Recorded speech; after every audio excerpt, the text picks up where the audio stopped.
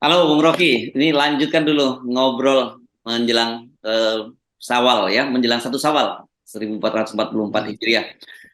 Jadi rupanya ketika kembali dari Jerman, dari Hannover Fair, ada kado yang tidak mengenakan buat Pak Jokowi.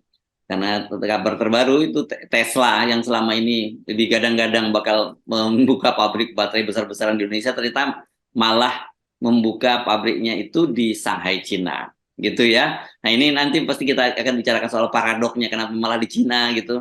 Dan setelah sebelumnya itu kan membuka showroomnya di Malaysia gitu. Ini kenapa sih kenapa si Elon Musk ini ngeledek banget itu Malaysia? Pikiran udah mendekat tinggal lompat ke Jakarta, tiba-tiba lompat lagi ke Shanghai gitu ya. Tapi sebelum saya ngomongin itu, kita omongin dulu. Saya kira penting juga diupdate soal perkembangan TikTokers di Lampung itu ya. Itu kita ternyata polisi Oh, yang Indonesia. anak muda Australia Ya, ini ya. ya, ya. Dan dia lagi panen tuh sekarang dia apa subscribernya lagi naik tingkat gila-gilaan dan diminta jadi endorser. Tapi ini fenomena umum, fenomena yang kita sebut the power of netizen ya. Dan itu Polda Lampung akhirnya memutuskan bahwa laporan itu tidak bisa ditingkatkan lagi jadi penyidikan karena itu ya tidak ditemukan unsur pidananya di situ gitu. Ini soalnya itu sesuatu yang merupakan problem etika publik itu dikaitkan dengan kriminalisasi kan. Yes. Ini menunjukkan pertama ini feodalisme di kalangan pejabat negara itu masih tumbuh subur. Yang kedua tentu ada ketakutan kalau ini dibiarkan maka seluruh peralatan publik yang kita sebut the power of the netizen ini akan merajai informasi kan. Dan memang itu konsekuensinya. Sosial media itu bukan lagi sekedar pamer-pamer panjat apa namanya pansos atau Ya. kalangan mager apa istilahnya itu kalangan yang berbaring. Oh, Tetapi anu, udah ya, masuk ya, ya, ya, oke. ada istilah anak muda Oh, itu apa itu ya? Berbaring, pokoknya kelompok berbaring kaum istilahnya. berbahan, kaum berbahan. Oh, kaum rebahan, ya, ya, ya, ya, oke. Kan dari awal kita tahu memang milenials itu bisa aja dianggap sebagai ya hedonis, nggak peduli dengan politik. Tetapi kalau udah menyangkut hal-hal yang spesifik, misalnya Lampung itu menyangkut hidup dari dia sebagai orang Lampung, itu dengan sendirinya dia bereaksi kan. Hmm, Kalau kebijakan umum mungkin netizen anggap ya itu kebijakan umum, biarlah partai politik ngurus. Tetapi politik itu selalu sifatnya lokal. Politik is always local itu. Jadi hmm, hal yang selalu kita temukan di lokal itu begitu dia diupload dan memang ada masuk akal protes soal jalan berlubang itu, maka semua orang tergugah bahwa di depan dia juga jalan berlubang. Di hmm. Papua jalan berlubang, di NTT jalan berlubang, di Palu segala macam. Jadi kita sebetulnya mesti tahu bahwa masyarakat itu diikat oleh keresahan. Begitu ada satu outlet, yaitu TikToker dari Lampung ini, itu semua potensi untuk mempersoalkan kebijakan itu muncul.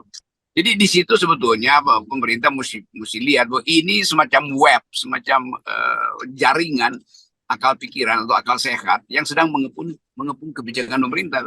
Itu yang diabaikan oleh pemerintah, terutama pemerintah Lampung yang nggak ngerti bahwa satu masalah kecil itu bisa jadi lebih besar dari yang dibayangkan tuh. Hmm. Dalam prinsip komunikasi ada istilah the whole is bigger than the sum of its part.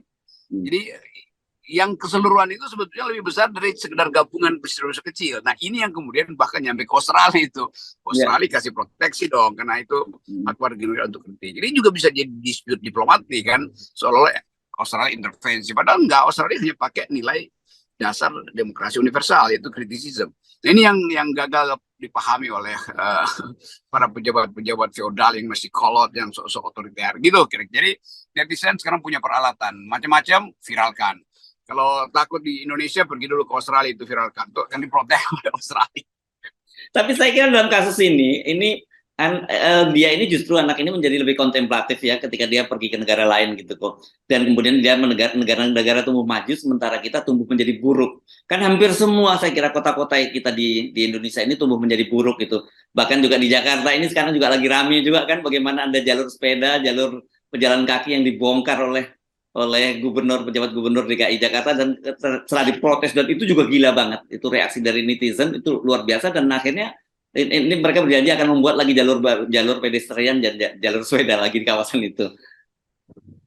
Ya itu dulu mungkin tahun-tahun awal 90-an ada kajian yang disebut the third force itu.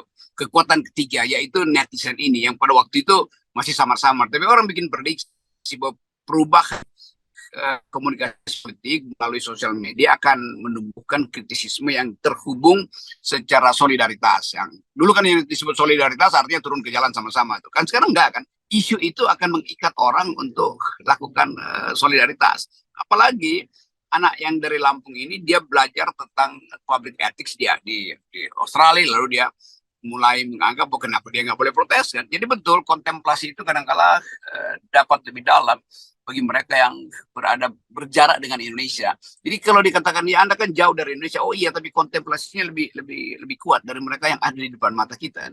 Dan itu intinya, dan kita harus ubah cara kita melihat komunikasi politik. Bahwa itu bukan sekedar apa yang harus dibuka dan apa yang harus ditutupi, nggak begitu. Bahwa semua hal yang menyangkut isu justice pasti akan terbuka.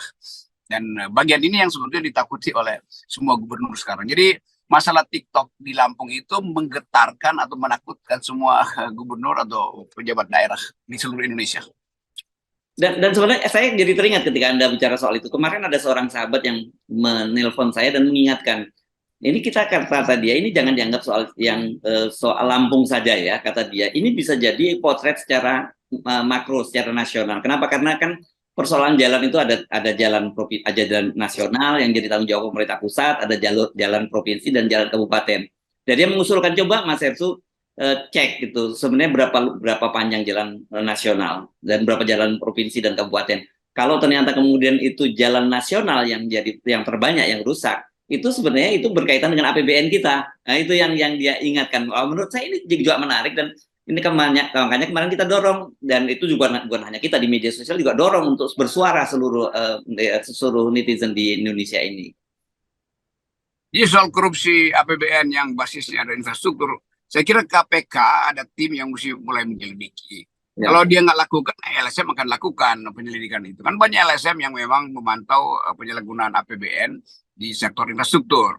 Kemarin udah banyak yang dibuka di sektor ekstraktif industri, bahkan PPATK udah pernah mengungkapkan data bahwa kira-kira 49-50 triliun itu soal ekstraktif industri itu dipakai untuk langsung masuk ke kas-kas partai politik. Ini juga bisa terjadi bahwa soal infrastruktur, bahkan ada infrastruktur yang belum dibayar tapi udah digadein. Jadi kelihatannya ada riset yang panjang dari banyak LSM untuk menemukan korupsi di bidang infrastruktur. Nah, sekali lagi ini menunjukkan bahwa pemerintah gagal untuk mengawasi apa yang dia banggakan sebagai prestasi Pak Jokowi itu. Yang kedua tentu soal timing membangun infrastruktur yang dipaksakan karena memang ada cashback di situ kan. Jadi jalan yang memang yang masih harusnya perbaiki dulu, jalan-jalan rusak kabupaten, jalan ke desa bahkan itu udah diabaikan dulu karena banyak korupsinya di jalan-jalan yang kita sebut utama, jalan tol. Tetap itu potensi untuk dibongkar nanti, itu banyak korupsi. Kita tahu itu dari cerita-cerita kecil KDS yang mengeluh bahwa jalan desanya sebetulnya ada anggaran tapi dipakai hanya untuk memperbaiki jalan di sekitar rumah KDS-nya atau rumah seorang tokoh. Kan banyak betul di korupsi ke daerah-daerah tuh, cerita itu udah lumrah aja. Oke, Bung Rocky, sekarang kita masuk yang soal Tesla gitu ya. Ternyata kalau kemarin Anda bilang bahwa Papua makin menjauh dari Jakarta, Tesla juga ini rupanya makin menjauh. Bukan hanya Papua, tapi Tesla juga makin menjauh dari Jakarta. Hal yang udah dari setahun lalu kita udah ledek, tapi kan biasa itu buzzernya Pak Jokowi. Wah, kalian cuma analisis, bukan. Dari bahasa tubuh Elon Musk ketika pertama kali dikunjungi Pak Luhut, udah kelihatan bahwa ya dia cuma mau ngetes aja tuh Indonesia apa sih. Lalu Pak Jokowi datang lagi didampingi Elon Musk, cuma dikasih tempat minum doang tuh. Kan itu pertanda bahwa bagi Amerika misalnya itu bisnis harus ada kesepakatan etis tentang lingkungan. Dan mungkin kalau Indonesia nggak ada problem dengan ekstraktif industri, ya mungkin Tesla menganggap oke, masih bagus. Tetapi sejak perundingan global itu menunjukkan bahwa investasi itu harus clear secara lingkungan, green economy atau sustainable development. Nah, orang lihat Indonesia pakai tema sustainable development, tetapi sustainability dari sustainable development itu nggak terbaca. Karena sustainable development itu hanya dipakai sebagai alasan. Kita tahu misalnya baterai nikel itu, oke, baterai nikel itu penting buat listrik mobil. Tetapi bagi Tesla, kalau penguasaan nikel itu tidak dihasilkan secara demokratis, itu juga berbahaya kan. Nah ini sebetulnya yang kita nggak tahu atau pura-pura nggak tahu kok. Buat negara-negara Barat, proses memperoleh energi itu atau proses untuk mendapatkan konsesi itu mesti dilakukan secara demokratis. Itu soalnya tuh. Yes. Oke, dan yang paradok dalam kasus kita dengan Cina itu kan kita selalu membangga-banggakan bahwa sekarang kita punya salah satu cadangan nikel terbesar di dunia juga gitu. Dan tapi kita di dalam negeri semua tahu bahwa sekarang pabrik-pabrik nikel itu semua sudah dikuasai oleh Cina gitu ya. Dan saya kira mungkin buat Elon Musk ngapain gua nego dengan Indonesia, gua ambil potong kompas saja yang lebih murah, ambil ke Cina, kan itu yang menyedihkan menurut saya. Iya, itu dalam jalan pikiran pengusaha-pengusaha nikel ini, Elon Musk terutama. Yang pertama, Indonesia sendiri mengeksploitasi nikel secara tidak demokratis tuh. Itu udah melanggar prinsip-prinsip sustainable economy. Yang kedua, secara efisiensi bisnis, ngapain ngambil barang yang masih mentah, mending ambil aja yang udah selesai dibersihin oleh smelter yang ada di Cina misalnya kan. Jadi walaupun akhirnya itu barang mentah di situ, tapi secara logis, secara efisien bisnis ya lebih enak di Cina. Itu udah jelas tuh pasokannya. Dia bisa baca pasokannya dan dia tahu bahwa ya sebetulnya Indonesia itu udah milik Cina, ngapain dengan Indonesia, langsung aja dengan prinsipalnya itu Cina dalam soal nikel ini. Jadi masuk akal kalau akhirnya kita merasa dihina sebetulnya oleh Elon Musk. Dan itu yang kita anggap bahwa bagaimana caranya Presiden Jokowi menerangkan itu. Di depan mata Elon Musk bilang, oke, gue masuk ke Indonesia tapi di pinggiran Indonesia itu Malaysia. Gue mau bangun pabrik di situ tapi pabrik yang adalah milik Cina itu ya. Jadi udah sekaligus bikin di Cina. Ini tamparan sebetulnya buat Jokowi itu. Kalau Pak Luhut kan sebagai pebisnis dia bilang ya memang gagal aja kita negosiasi. Tapi bagi Jokowi yang udah ngundang udah separuh ngemis jadi sales promotion boy supaya investor masuk, itu nggak terjadi. Jadi sebetulnya headline-nya adalah Jokowi di-prank oleh Elon Musk. Gitu aja. Oke, tapi kan begini, bukan persoalan Elon Musk saja saya kira ya, karena sekarang kan ini Bahlil dan Pak Jokowi lagi mengklaim lagi bahwa akan masuk sekarang justru pabrik yang baterainya itu yang masuk Volkswagen dan BASF itu ya dari Jerman. Dan kita juga bertanya-tanya apakah ini tidak kejadian lagi seperti Elon Musk gitu, karena bagaimanapun kan standarnya itu Eropa, Amerika dan sebagainya sama. Kalau soal investasi, persoalan ESG ya, Environment, Social and Governance-nya gitu.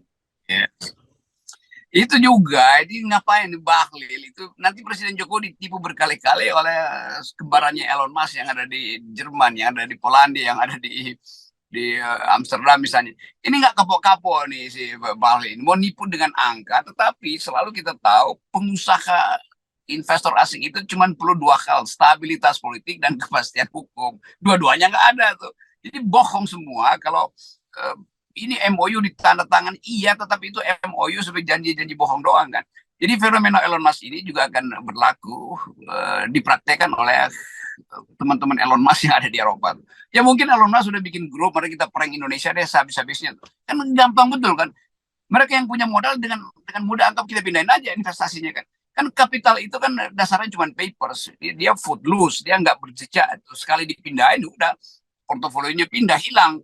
Jadi kelihatannya nggak paham ini pemerintah Indonesia atau kabinet atau khususnya Bahlil atau apalagi Pak Jokowi bahwa dia lagi di-prank oleh pengusaha dunia yang setiap kali bertemu di Davos mengevaluasi Indonesia mau diapain tuh dalam segi bantuan foreign direct investment di situ.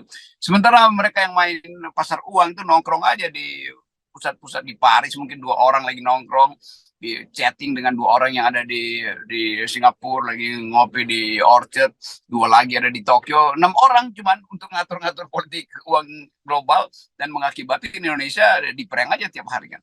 Ini bahayanya kalau kita masih berambisi untuk meninggalkan legacy tanpa tahu bahwa hutang kita itu terus-menerus dipantau justru oleh global player, dan di situ kita kejebak. Ini kan cuma permainan pindahin saham dalam 2 detik, satu kali go, 1 kali beli, buy, sell segala macam itu selesai problem kita. Nah ini ketegangan ini atau kerentanan finansial ini yang potensial untuk memberantakkan seluruh kebijakan infrastruktur Pak Jokowi. Yes. Harusnya kita tidak ngomongin hal-hal yang seperti ini ya menjelang Idul Fitri ya, Bung Rocky ya.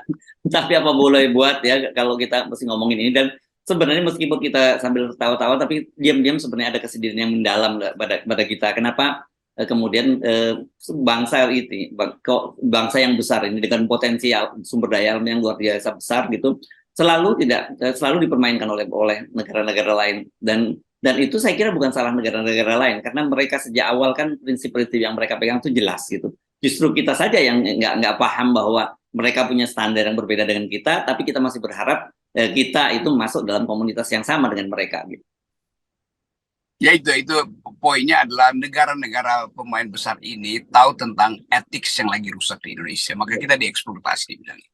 Sementara pejabat-pejabat pembuat kebijakan Indonesia justru pamerkan ambisinya tuh. Ya. Kan gampang, orang yang berambisi kita tahu bahwa itu ada masalah etis sebetulnya tuh. Jadi kita udah dijebak oleh Cina masuk dalam debt trap, dan itu artinya Cina menganggap udah APBN Indonesia itu akan diatur. Nanti ada petugas Cina yang ikut nyusun APBN misalnya karena memastikan bahwa Anda bayar lah. Sama seperti kasus hari lalu polisi New York itu menangkap kantor polisi Cina di New York, di Ruko tuh yang lagi membuat peta keamanan, dia sebetulnya spionase di situ tuh. Demikian juga kalau kita bayangkan semua pengusaha Cina sebetulnya juga merangkap sebagai informan di dalam melihat keadaan putih Indonesia tuh. Jadi itu sebetulnya yang terjadi, dan kita masih anggap bahwa nggak ada soal dengan APBN, bahwa Sri Mulyani bilang masih surplus 128 triliun, tapi pada saat yang sama dia ngutang 200 triliun, ya surplusnya di mana? Kira-kira begitu yang lagi dibahas di sosial media kita tuh. Yes. Oke, baik. Terima kasih Bung Rocky, selamat mudik. Ya, bersihkan hati nurani supaya ada keakraban di hari raya Idul Fitri. Oke, terima kasih. Yes.